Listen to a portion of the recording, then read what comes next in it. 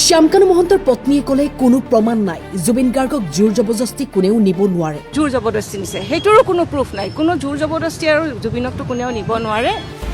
কোনো দোষী নহয়, মই দুখ কেনেকৈ দিম? কোন দুখী বাইদেউ আপোনাৰ মতে? কোনোতো দুখ, মই কাকো দুখ কেনেকৈ দিম? শ্যামকানু মহন্তৰ জামিন আবেদনৰ আজি আছিল শুনানি। পত্নী অনিতা মহন্তৰ মন্তব্য, জুবিন গাৰ্গৰ দৰে ইমান ডাঙৰ সত্তা গুচি গ'ল। এই শূন্যতা আমি হিংসা বা খঙেৰে নহয়, সৃষ্টিশীলতাৰ মাজেৰে ঘূৰাই আনিব পাৰোঁ। কোনো প্ৰমাণ নাই যে জুবিন গাৰ্গক জোৰ জবৰদস্তি লৈ যোৱা হৈছিল ছিংগাপুৰলৈ। কোনো দোষী নহয়, তেওঁ কাকো দোষী বুলি ক'ব নোৱাৰে। সেইটো আৰু ঈশ্বৰে জানে, সেইটো কোৰ্টে জানে, জাজে জানে। চ' আমি হোপ কৰিছোঁ, সদায় হোপ থাকিবই আমাৰ যে আমিও মানে বেইল পাব, ন্যায় পাব। কাৰণ 7 মাহ জেলত ৰখাটোতো আৰু ইমান সহজ কথা নহয়। 200 দিনতকৈ বেছি তেওঁৰ ভিতৰত আছে। কালি কোনো প্ৰুফ মুভমেণ্ট নহৈছে যে জুবিন গাৰ্গক সুৰা সেৱন কৰাৰ ক্ষেত্ৰত বাৰণ কৰা হৈছিলে, শ্যামকানুৱে মেইল কৰিছিলে কৰ্তৃপক্ষই, কিন্তু অভিমন্যু তালুকদাৰৰ জৰিয়তে সুৰা বটল এটা যোগান ধৰা হৈছিলে। চাওক, এই গোটেই কেছটো কিহৰ ওপৰত ধৰিছে যে তেওঁলোকৰ সেইটো কোনো প্ৰুফো নাই। আপুনি যদি কয় মোক যে মই আপুনি কৰিছোঁ, সেইটোৰ ওপৰতে কেছটো হৈছে, যে কোনো প্ৰুফেই নাই।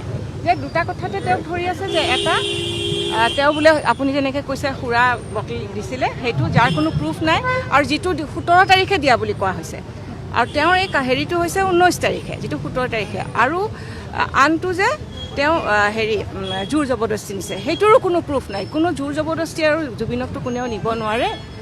তো মই সেইটো ভাবোঁ যে মানে কেছটো বহুত মানে এনেকুৱা যে আপুনি কিবা কৈছে তেনেকুৱা ধৰণৰ কথাৰ ওপৰতহে বেছ হৈ আছে, কোনো এভিডেন্সৰ ওপৰত বেছ নাই। কিন্তু বিধানসভাৰ মজিয়াত মুখ্যমন্ত্ৰী ডক্টৰ হিমন্ত বিশ্ব শৰ্মা হত্যা বুলি কৈছে।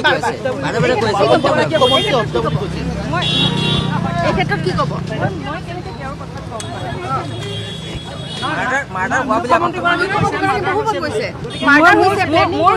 মোৰ ক'ব লগাখিনি ক'লো আৰু বাকীটো আৰু ধৰকচোন।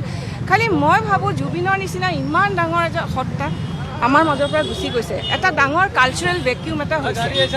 এই ভেকিউমটো আমি সৃষ্টিশীলতাৰে আমি হেৰি কৰিব লাগিছিল। এই হিংসা, এই খং, এইটোৰে নহয়। এই যে ইয়াক মাৰ, এইটো নহয়। জুবিনে যিটো এটা আমাৰ কালচাৰেল অসমীয়া জাতীয় জীৱনত যিটো ভেকিউম এটা ক্ৰিয়েট কৰি গৈছে, সেইটো আমি সৃষ্টিশীলতা মানে আৰু নতুন নতুন মিউজিক বনাই নতুন হেৰি কৰি পেলাই আৰম্ভ কৰিব লাগিছিল। আমি মই ৰাইজলৈ কাটৰ এয়া অনুৰোধ কি এয়া আমি হিংসা খংবোৰ এৰি আমি ভাবোঁ যে আমি আকৌ আমাৰ অসমীয়া জাতীয় জীৱনত আমি আকৌ মৰম চেনেহবোৰ যাতে ঘূৰাই আনো। জুবিনক হেৰুৱাবলগীয়া হৈছে, অসমীয়াক হেৰুৱাবলগীয়া। আমাৰ কিমান শ্যামকানু মহন্তৰ কিমান বেয়া লাগিব। তেওঁৰ এজন কিমান নলৰ গলৰ বন্ধু, যিজন মানুহে তেওঁৰ যিবোৰ ভিজন আছে, সেই ভিজনখিনিক তেওঁ কিমান ছাপোৰ্ট কৰিছিলে। সেই ভিজনখিনিৰ ছাপোৰ্ট প্ৰথম দিনৰ পৰাই আজি 13 বাৰ নৰ্থ ইষ্ট ফেষ্টিভেলত তেওঁ গৈছে, তেওঁ ছিংগাপুৰত গৈছে, বেংককত 2 বাৰ গৈছে, তেওঁ মুম্বাইত গৈছে। আমি য'তেই যেতিয়া কৰোঁ তেওঁ সদায় ছাপোৰ্ট, তেওঁৰ এডভাইচ লৈয়ে কৰোঁ। চ' আজি আপোনাৰ যিটো কথা কৈছে সেইটোৰ চাগে কিমান দুখ পাইছে। শ্যামকানু মহন্তৰো এটা বহুত নিজৰ এটা খুব মানে ৱেল উইচাৰ এজন হেৰুৱাইছে। কোন দুখী বাইদেউ আপোনাৰ মতে?